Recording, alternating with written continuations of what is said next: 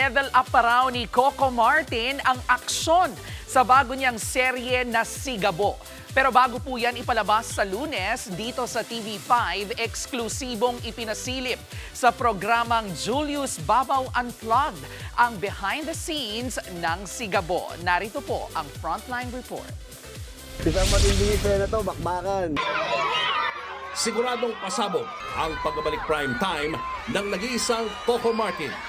At eksklusibo akong naimbitahan sa behind the scenes ng upcoming teleserye na Sigabo na mapapanood din dito sa TV5. Asahan na raw ang mga umati kumong eksena na tatak Coco Martin. As in, pangmalakasan. Sa aking programang Julius Babaw Unplugged, naka one-on-one interview ko si Coco Martin sa mismong set ng Sigabo.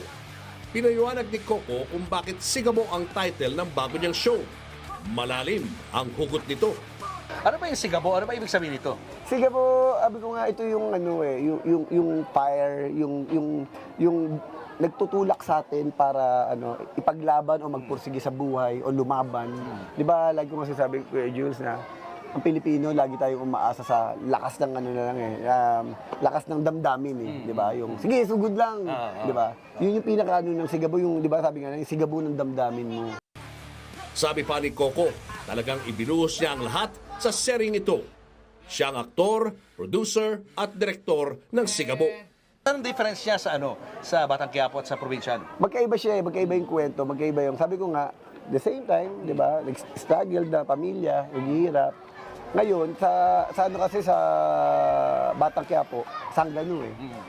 Ito, di ba nandito rin sa Islam area, pero kasi mayaman yung pinanggalingan ko eh. Ibang kwento eh. May ganon. Iba yung nito, iba yung germs ng kwento nito. Hindi siya Sanggano, drugs, hindi gano'n. Ito pang matindi, i-expect na raw ang nilevel up na action stunts. Kahit yung mga stunts namin, talagang hindi mo akalain na kaya gawin na ng Pilipinas. Ni-level up ko talaga.